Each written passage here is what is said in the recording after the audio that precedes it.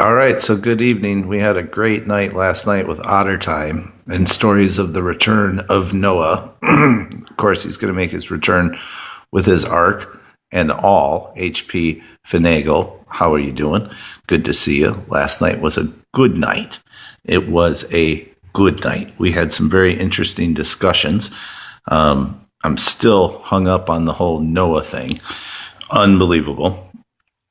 I did post a little snippet of some of the meat and potatoes of the Noah discussion on Sherlock Green tonight. What's up? Nothing much. Just hanging out, having a cigarette.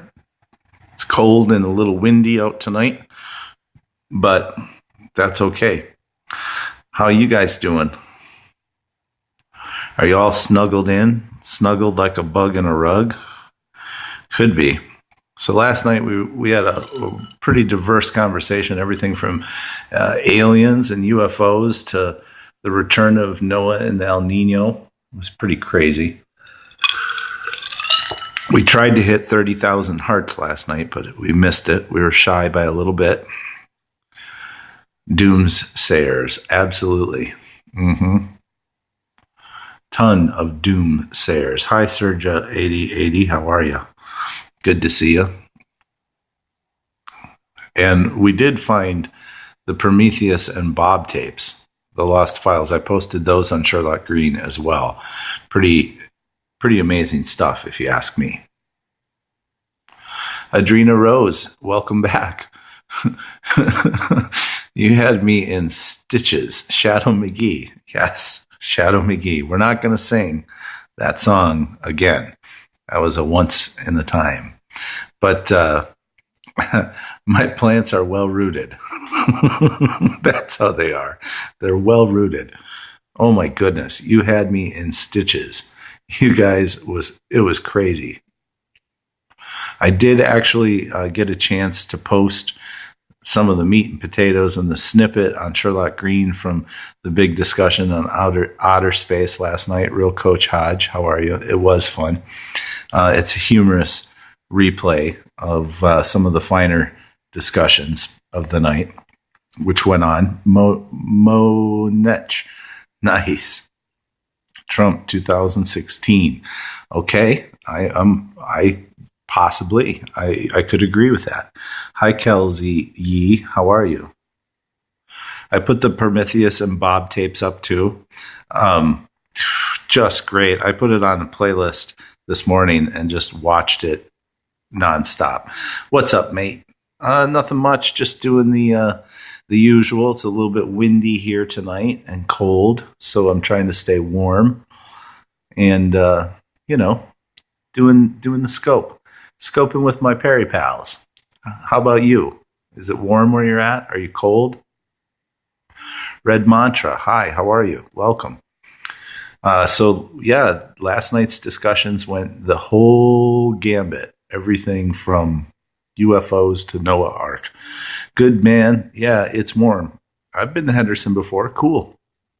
And back in the day, there used to be a commercial that ran on the TV where a guy would say, "In Henderson, of course, Ben Stepman." And that was a big thing. So a lot of times if you run into locals that have been around for a long time and you say Henderson, they'll say, "Of course." Now you know. Now you've got the inside track. See?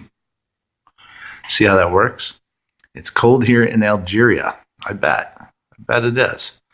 Sean CLV, how are you? We had some interesting times last night. Thanks for sticking around and jamming on the chewing the fat with us last night. It was a good time.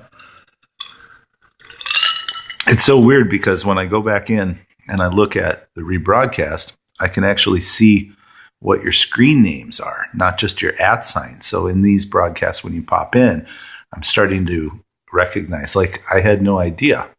Yeah, there's more capping. There's a lot more capping. There's an endless supply of captain.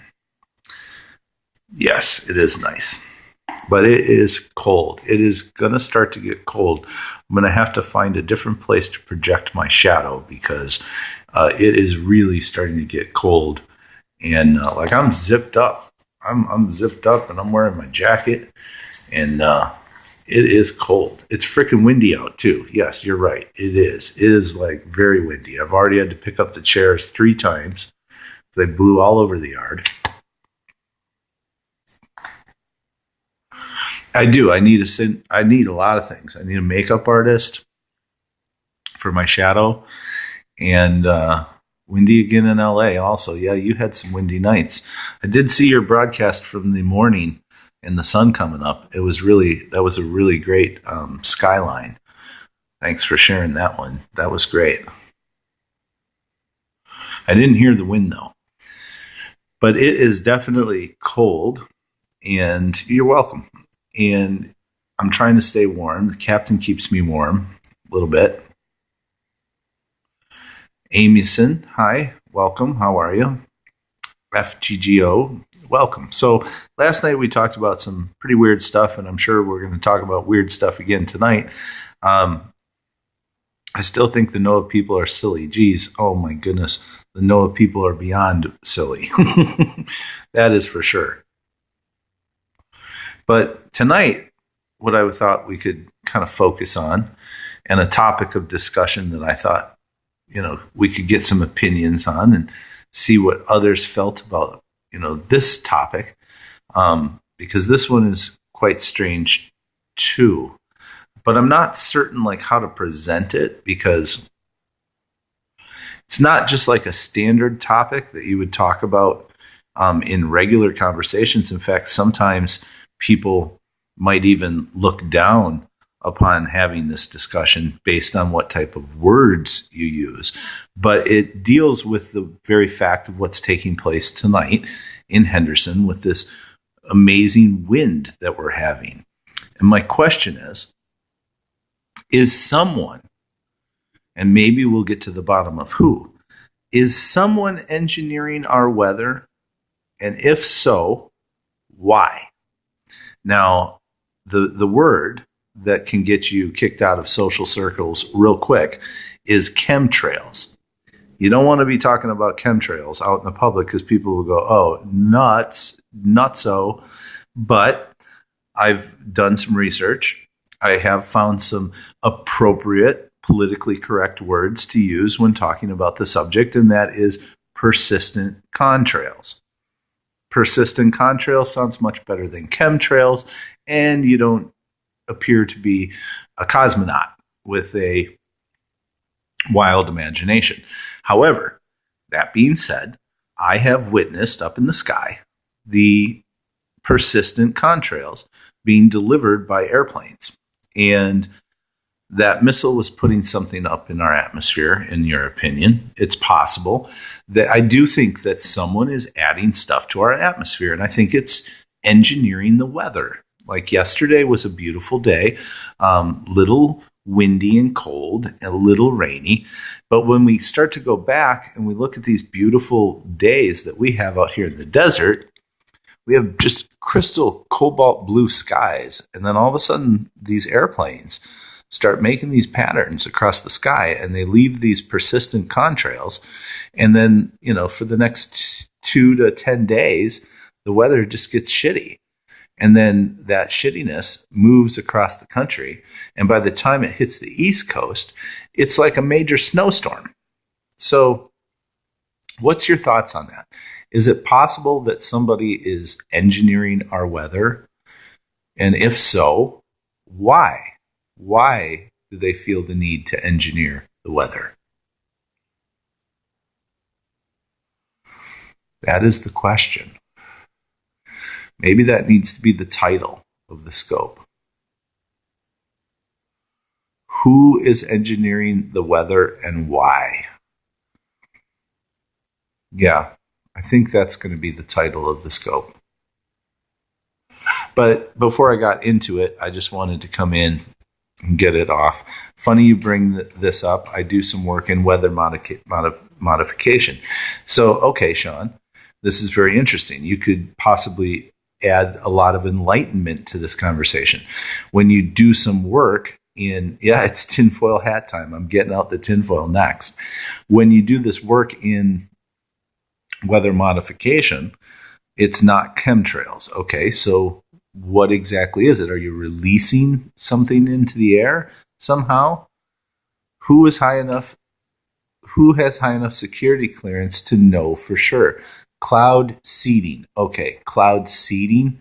That's a new term. I haven't really heard that. So in 140 characters or less, can you describe cloud seeding?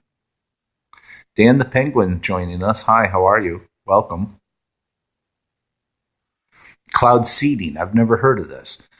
So it's a form of weather modification. And can you confirm or deny whether or not persistent contrails are actually adding something to the atmosphere to help engineer the weather? Can you confirm or deny that with the security clearance that you currently have? That's the question. And you can answer that after you have finished what you're typing, which is silver iodide is released into the air to help snow. To help snow. What do you mean help snow? Hi, Los Angeles XX. How are you? What on earth are we helping snow for? Someone would have to take a sample. No security clearance required. Okay. Yeah, so dealing with the sample aspect, if we are to test the snow, would we find this chemical that you've added and seeded into the clouds? Would it be present in the snowflakes or in the regular snow that we test? Is there residue falling with the snow? And is this snowpack Sierra Nevadas? Yes, small amounts. And is this in any way endangering us as humans to have this chemical falling in our snow and rain? Don't know without testing. Well, we should find somebody who has the right test materials. We're going to have to figure this out. Sierra Nevada Rockies. Okay. So this is like a way of, is the Earth not able to produce the right type or amount of snow? What is the reason why we're helping it snow? Did the Earth all of a sudden, did Mother Nature kind of like forget maybe? Grew too much marijuana perhaps and had a little bit of a brain fart for a couple of years and we just came along and said, don't worry, we're going to help out. I mean, why are we helping the snow? This is a very serious question. And what are the effects that we're going to endure by helping the snow to increase snowpack? Okay. And how does that benefit us? What does increasing snowpack do for us? Is that create a colder atmosphere, perhaps to balance global warming?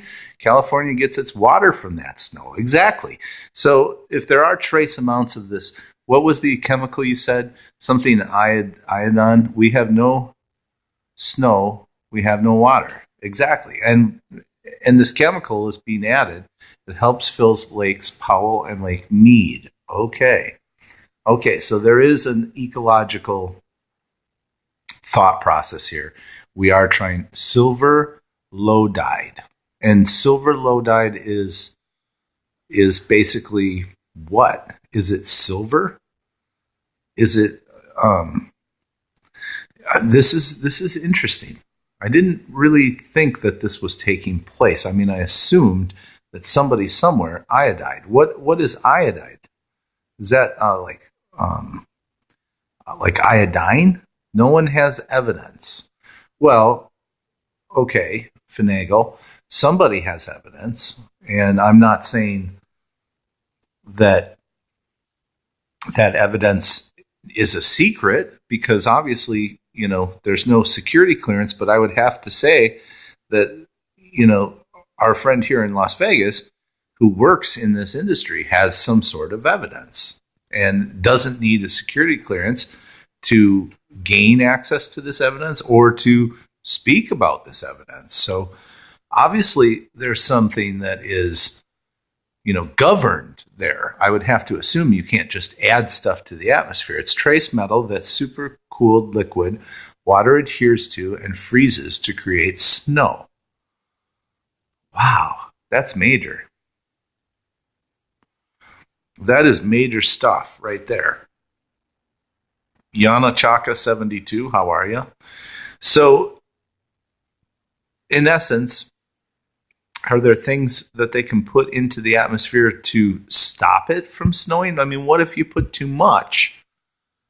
EPA, no, it has to follow the EPA NEPA process. Okay, so there is a governing body to this. And obviously, they've done some experiments with this trace metal, and they know that there is only so much amount that you can actually put into the air to be safe. Safe for human consumption. Because I've eaten snow. I've eaten it many times. You know, as many kids, when it snows, they go out and they eat the snow and they play in the snow. Is this in any way like lead?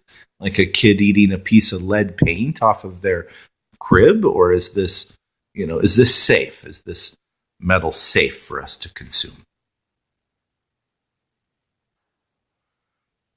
There are lots of papers on it. This is only done on a small scale process. Okay. And how exactly are you releasing it into the air? Is it a weather balloon or... Hi, Ear Taken 123. How are you? Welcome. Very interesting. I didn't know this. This is a new revelation.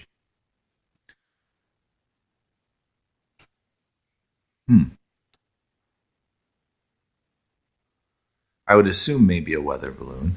Yes, sources encouraged. Yes. Maybe if there are two ways, ground-based and plane-based. Okay, so plane-based comes back to the persistent contrails. Plane-based, is that not the same? I mean, are you spraying it into the clouds? And is that what we're seeing that's crossing over the valley every once in a while before we get this weird kind of weather like what we're having last couple of days? Before this, it was beautiful. It wasn't a cloud in the sky. I don't think it would be dangerous for us to ingest, but I still continue to drink bottled water. That's wise. I think bottled water is a smart thing. And somebody else did too, because they produced one particular bottle that's called Smart Water. And I guess the name kind of speaks for itself. This is all interesting, very intriguing to me that you can release this stuff with, a governing body, but yet nobody really talks about it. It's not like we ever went to the voting booths and voted. Should we put this? It flares attached to planes and they fly into clouds. It wouldn't work in clear days. Okay. Who has measured the presence of these airborne chemicals? Yeah, who? Who's the actual monitor? Like what if you load it up too heavy one day and you've got too much gunpowder in there or whatever this magic chemical is that makes snow? And you guys put too much in. Like, is there some sort of a monitoring system to say, whoa, we can't do it today because the levels are too high or something along those lines? Is there any kind of check or balance to this system? Or are you guys just running around throwing this stuff out in the air going, hey, let's encourage snowpack? I mean, that's how I'm thinking about it. It's very, very bizarre, actually. EPA regulates it, ? I would assume so. But I don't think they could monitor it unless they're checking levels on a regular basis. Hi, Katie Canvan. How are you? If they're checking the levels on a regular basis and somebody actually is monitoring it, then I at least feel a little bit better knowing that there's some sort of a check and balance in place. In case you overload the flash pot just a little too heavy with the silver iodide is expensive, so it isn't dispersed too liberally. Okay. And where does it come from? Where does the silver iodide come from? Is it something that we're pulling out of the earth? Is it a natural resource? Is it a man-made compound? What exactly is it? I'm sorry, I don't know anything, and I'm very thankful for your commentary here because you're adding great insight into this weather modification discussion. I question this stuff because of the lack of hard data. Andrew Turney, hi, how are you? The lack of hard data is amazing. And of course, you Google this and you see the hard data mixed with several conspiracy theories, some of which might not be all that far off point because obviously if you're putting stuff into the air, then others are putting stuff into the air. Mary Banner, hi, how are you? And I'm curious whether this iodide is the only thing approved or if there's other things. Not entirely sure how it's made, but it has element silver in it. So hence the reason why it's so expensive.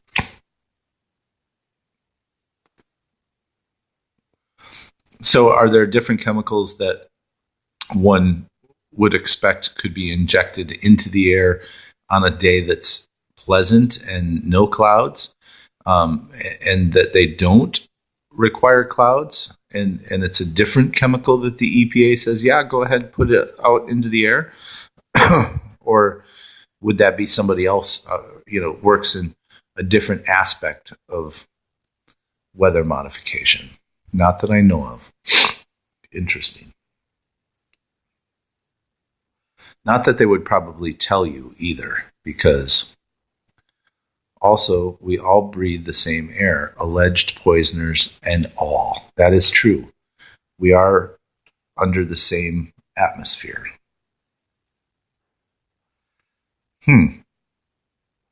Well, there you go.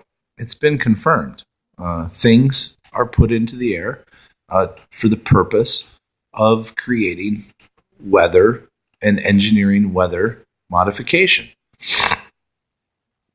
You're right. That's an excellent point. And we don't know about it as prevalent as we should. And it's definitely not something that we got a chance to vote about. So we as people didn't get to say, wait a second, let's think about the side effects here. We just have to ingest it without any option or choice. That could be why we see a lot of people walking around with masks on their face. And maybe they're, I often wonder when I see a person with one of those masks on, are they wearing that mask for themselves or are they wearing that mask for others? That's kind of a weird one. Look at Wilmer Reach and weather manipulation. Will do. They do it for the greater good. That's scary. The greater good could mean a lot of things. It could mean that it's the greater good for you and I, or it's the greater good for somebody else. Tough to say. Hi, Jesse Riley 007. How are you? Welcome. So we're talking about weather modification. And we have just revealed that there is someone in this room right now who is putting chemicals into the air that it's a hard metal, silver iodine, which I don't think it's iodine. I have it messed up. And so they say. Jeff Catlett, how are you? And these hard metals attach to the clouds, and they help the snow to increase snowpack in the mountains, in the Sierra Nevada mountains. Very interesting stuff. Weather modification could be part of the greater good. It might help us to be able to understand how to create the right weather when the right weather is needed. So in California, for instance, where your water is based largely on when it snows, this is a good thing, provided that this chemical is no harmful residue to any one of the people that have to breathe the Earth's atmosphere or drink the Earth's water. Then, in a time of drought, it makes sense. Earthquakes? Yeah, it's possible. It's possible that we could create earthquakes. And that's a big topic too. It's very possible. I think Tesla believed that we could actually split the world in half with a small series of small nuclear explosions. So it's if we're able to make it rain, if we're able to make it snow, if we're able to not make it rain or not make it snow, then one would have to believe we're able to create an earthquake. I mean, right? Earthquakes can be caused by fracking. I do know that. Fracking is a big cause of earthquakes. Tesla supposedly had that earthquake machine. That's right. I forgot all about that. Not at the moment. I'm not smoking a joint. This is just a Pall Mall Orange 100. Just a little tobacco, that's all. Brooklyn 213. Christopher Walken made an earthquake in the James Bond movie. Was that The View to a Kill? Yeah, he did it with explosions, though, didn't he? Right on the fault line, he mined into the mountain and then triggered the explosions. That was such a good James Bond movie. Pall Mall, less expensive. Yes, it is. You need 2 packs. They're the cheapest cigarette that they actually sell at 7-Eleven. And now, a pack of Marlboros costs $7.68. Duran Duran, A View to a Kill. Yes.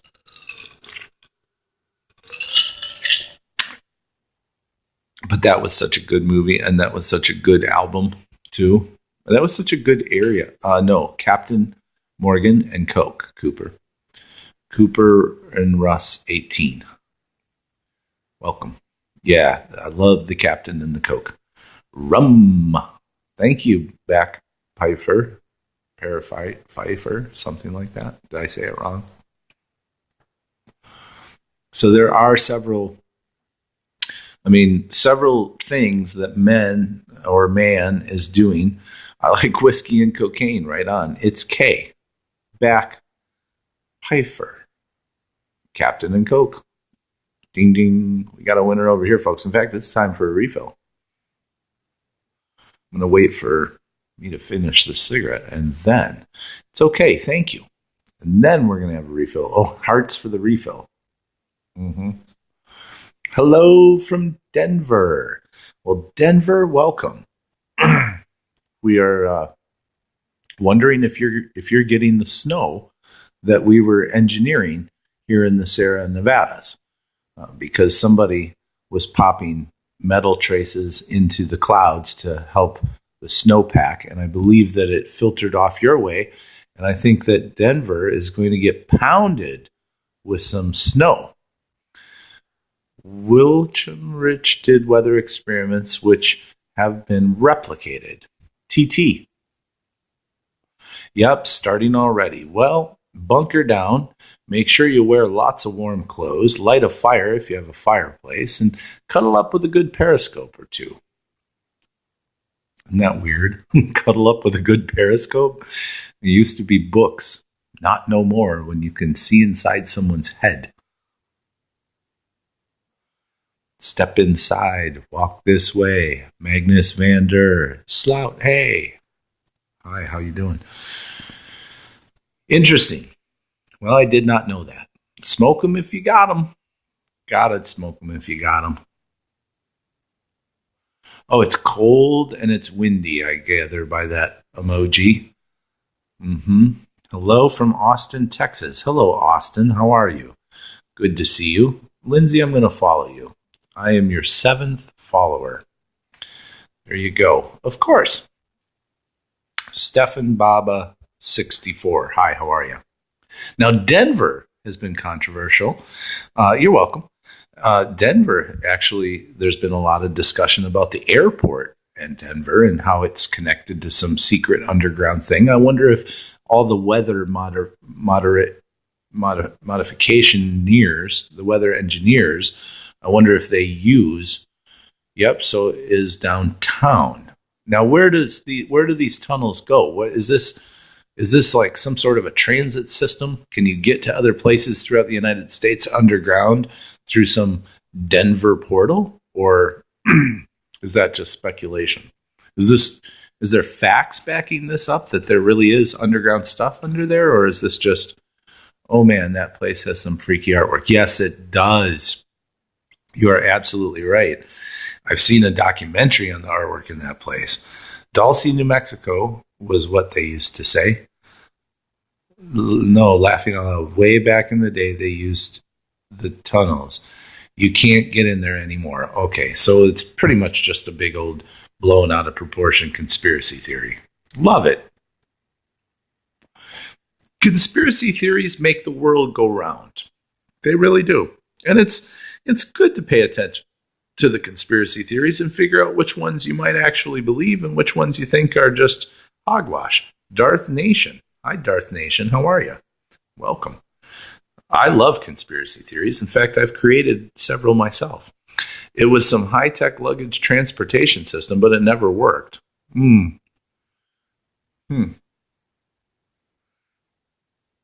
They've talked so long about these tunnels, and apparently, yeah, at DIA, Denver International Airport. Interesting. They've talked all the time about these tunnels and that the tunnels can take you from, Las Vegas to Washington, D.C. or California, but only the elite members of political society and society actually get the opportunity to use these underground railroads. Sometimes they're real. See propaganda do. I know, you're right.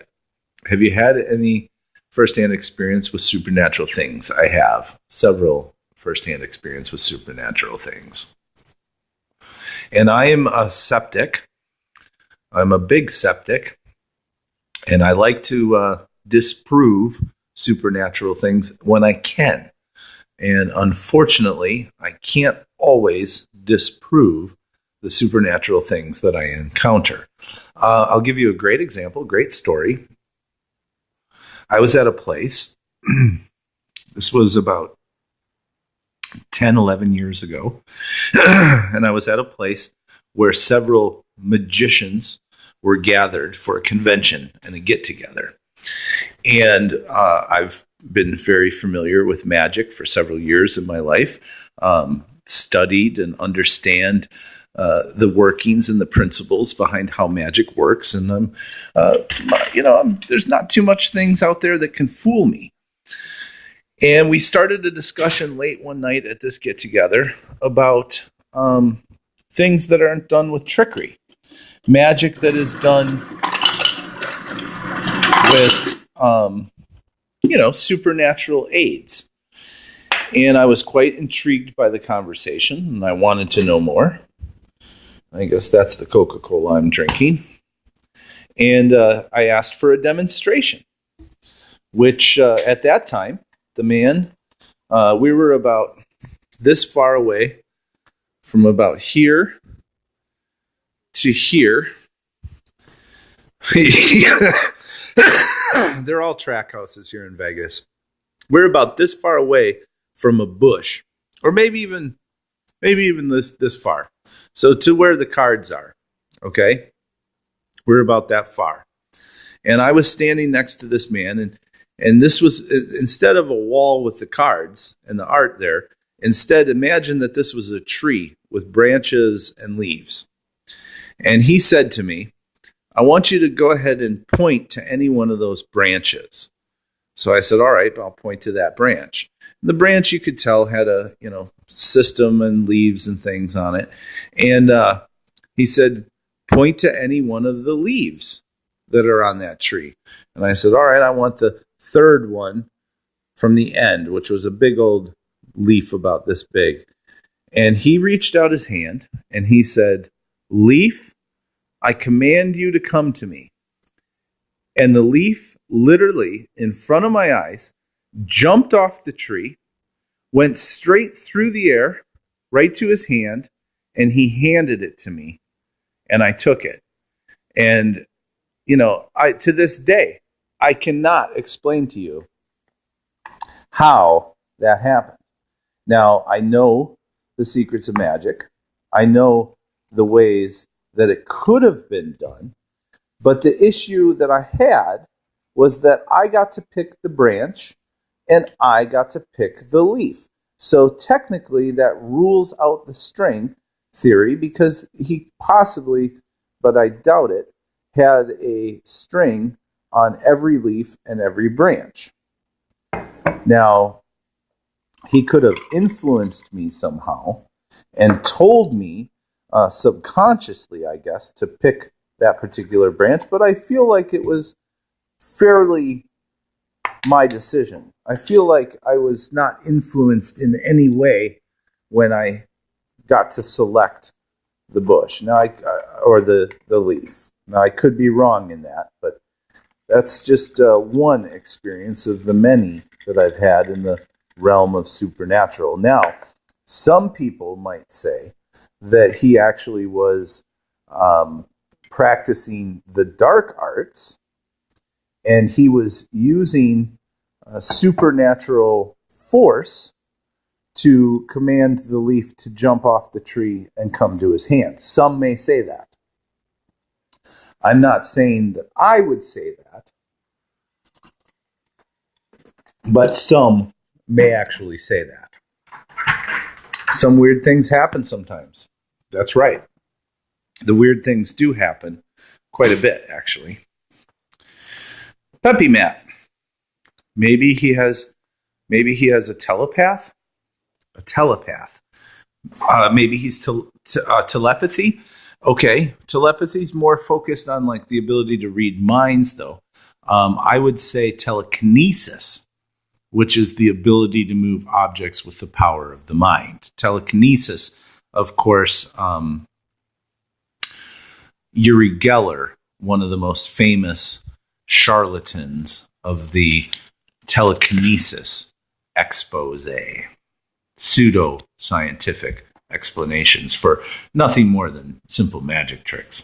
Yes, the telepathy, it would be us exchanging our thoughts back and forth. And I've witnessed that too, and actually have been both a sender and a receiver for telepathic thoughts.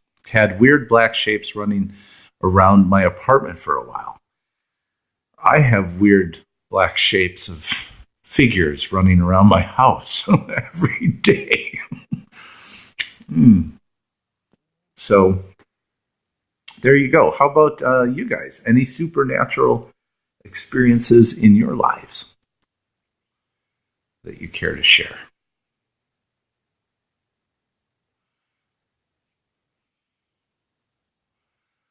And now is when everybody's typing. See, I wish they could figure this peripheral vision. When I was a little, I saw a shadow dude. The shadow dudes are real to the people that have seen them.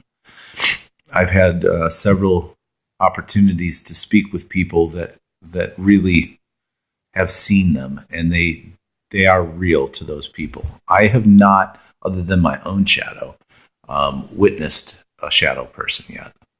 But I can imagine what my reaction would be the same. I would be very scared. Spooky. Now, the shadow people, there's kind of like a divide on what some people feel that the shadow people are. Some people say aliens. Some people say spirits. What's your belief of what it was that you saw? Had several independent witnesses witnessing this. Okay. Now, were these figures in your room, Finagle, in your apartment? Were these figures or just shapes and squares?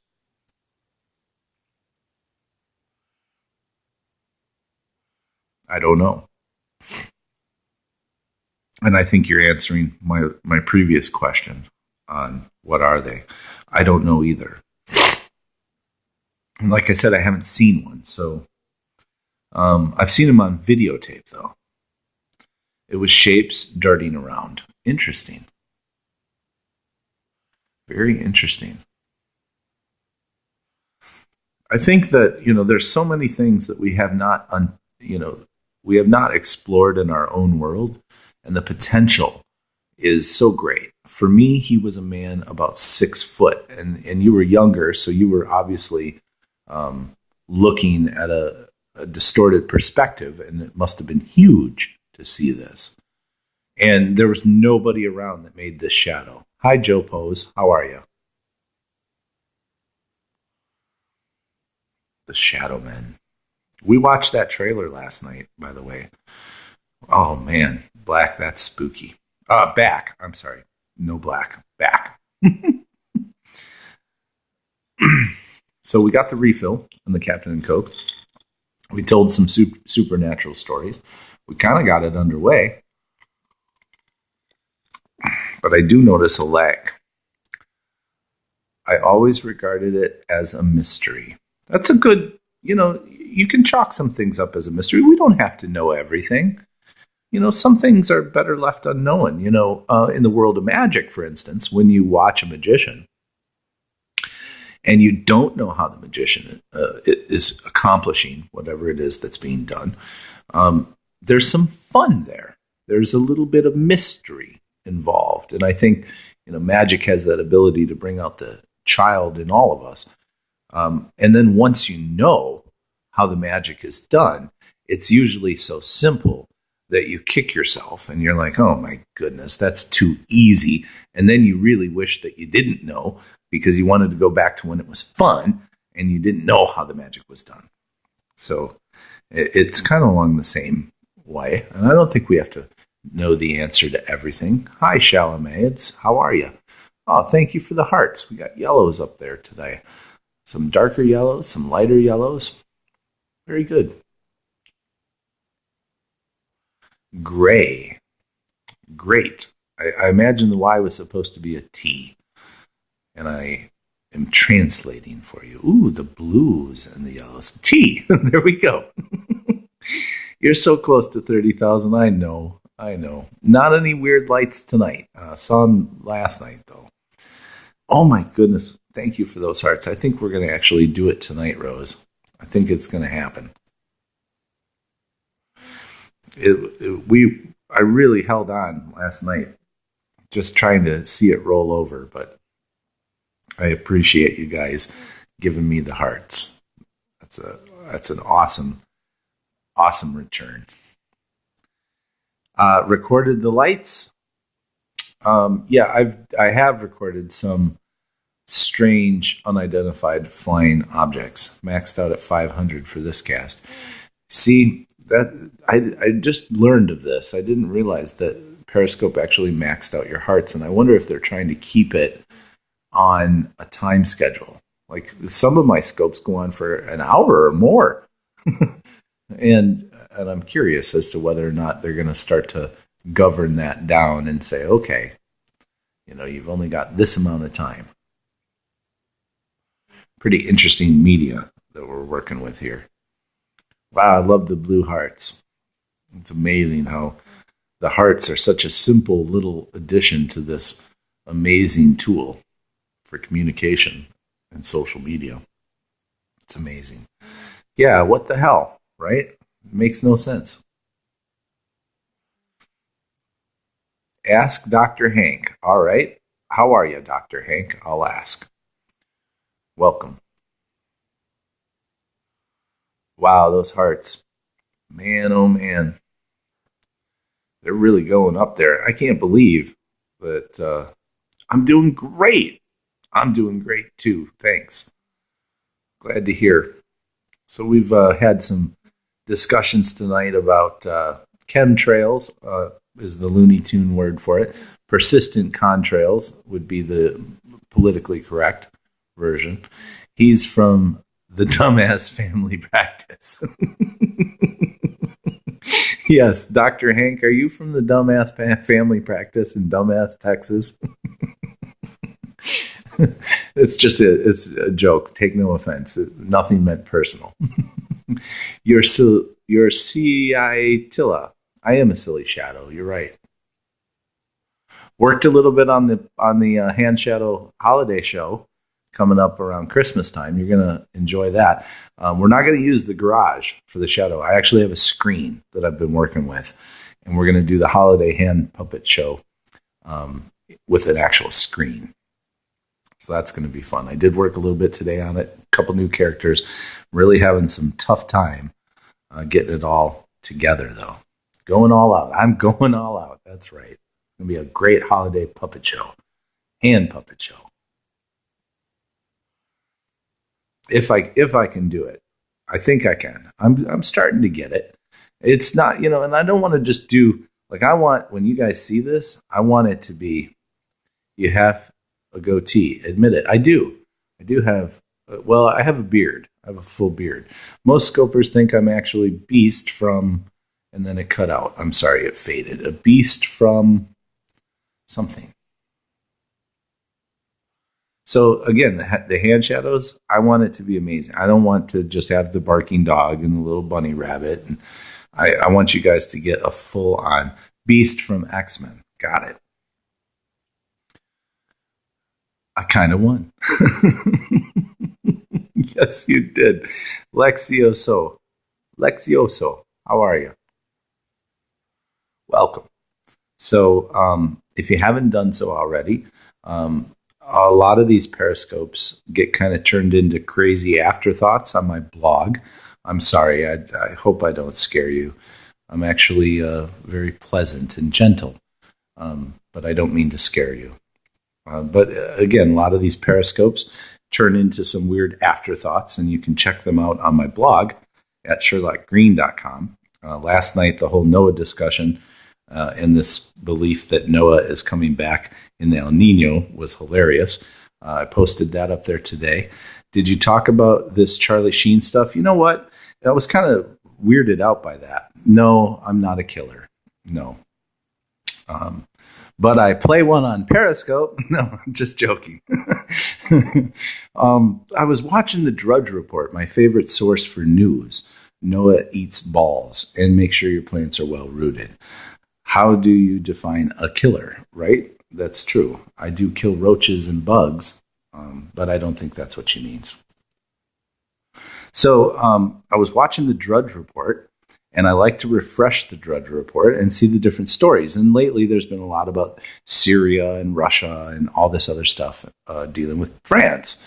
And around noon today, I refreshed the Drudge Report, and the top stories of foreign affairs got replaced with the Charlie Sheen HIV positive. The setup just looks cray. Well, I can agree with that. In fact, last night we showed the weird items that were hanging in the garage when I actually got here, and I haven't touched them, but I'm not even going to go there anymore. Happy France. Oh, I missed that one. Like Cannibal Lecter. Bah, hello, Clarice.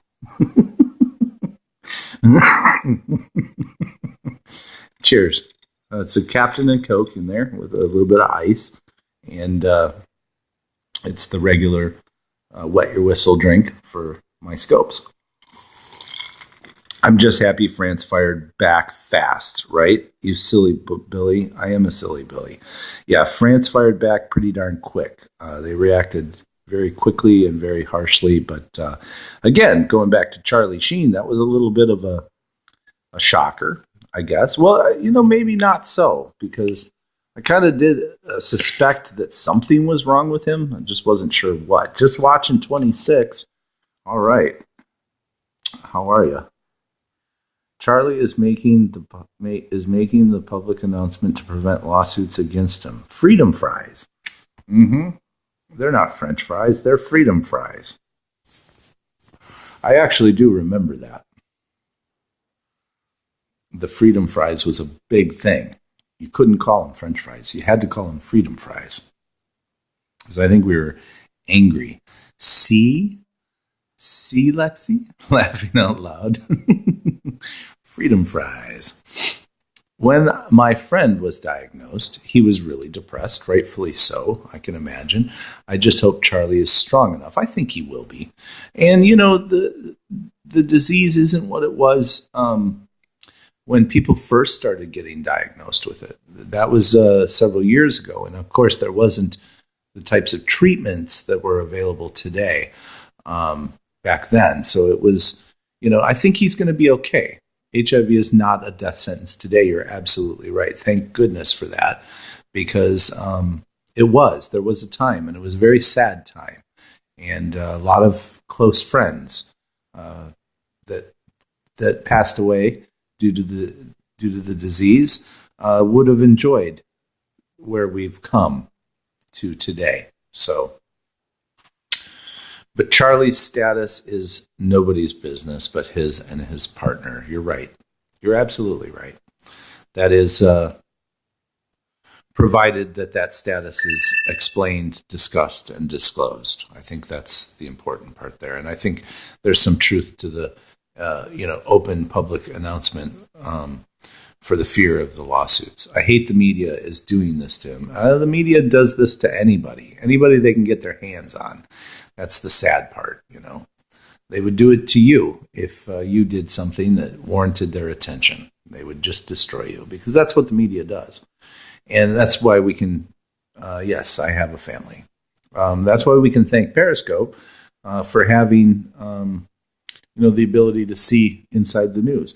He's undetectable, which means he's taking care of himself. So he's on it. And I think he'll be okay. I really do. Do you have a family? Do you have any pets? You guys have any pets? Any cats, dogs, fish? No. Unfortunately, they don't live with me. But yes, where they are sound asleep. Nope, no pets. I have 2 dogs, a miniature pinscher and an Akita. Oh my goodness, an Akita. Oh, I love Akitas. Okay, yeah, it's okay. It's all good. Lexioso. Oh man, Akitas are beautiful dogs. Akitas, I'm trying to remember the name of the Akita that my friend had. Hank is my Akita. My Rogue is a miniature pinscher. Balto. No, it was, he had such a unique name too. And it rhymed with Akita. It was Nikita. I can't remember it. Something, I think Nikita the Akita. I don't remember. But oh, what a beautiful dog. So I think I'm going to stop this broadcast because I just got a notification that my battery is on 5%. So I'm going to grab my charger, I'm going to plug in, and I'm going to come up with an interesting topical discussion for the next broadcast that hopefully will spin us in several deep, dark discussions. And I do have the cord snake, but I don't have the adapter for the cord snake, so I need to get that. And I'm good on the drink right now. Yes, your battery's a dick. Absolutely. I don't know why the battery goes so quickly. It could possibly be related to Periscope. Let's talk about Nevada Brothel. Yeah, I've been there just to the outskirts, just to see it, just to drive. I've never been inside, but I went out there to see what all the fuss was about. And it's not a welcoming place. I think if I would, at the time that I went there, I think if it would have been like this really magical palace and very inviting, I probably would have set foot in. But because it looked like it was on the outskirts of a really bad Super 8 motel parking lot, I was like, okay, I've seen enough. I think I'm going to leave now. So that's the truth to the Nevada brothels. I think you could probably go to just about any trailer park in Kentucky and experience the same thing. No offense to anybody who's in a trailer park in Kentucky. That's for sure. So Siegfried and Roy don't live far from that brothel. Siegfried and Roy actually live in 2 different homes. They have one up on the edge of Rainbow, which is a beautiful, beautiful home. And the Tigers are there at that location. And then they have another home down on Decatur, which is kind of closer to the middle of town. And of course, there's no brothels in Las Vegas. The closest one is actually over the hump in Pahrump, and about a 45-minute drive. Yeah, Hungry Tigers is right. I was only joking. Okay. Sometimes it's hard to read the inflection in the text, so I don't know sometimes the jokes. But it's time to get the cord snake, and I'll be back with more intriguing topical discussions on the Periscope Daily with my Perry pals. See you in a few. Oh, almost there. Adriana Rose.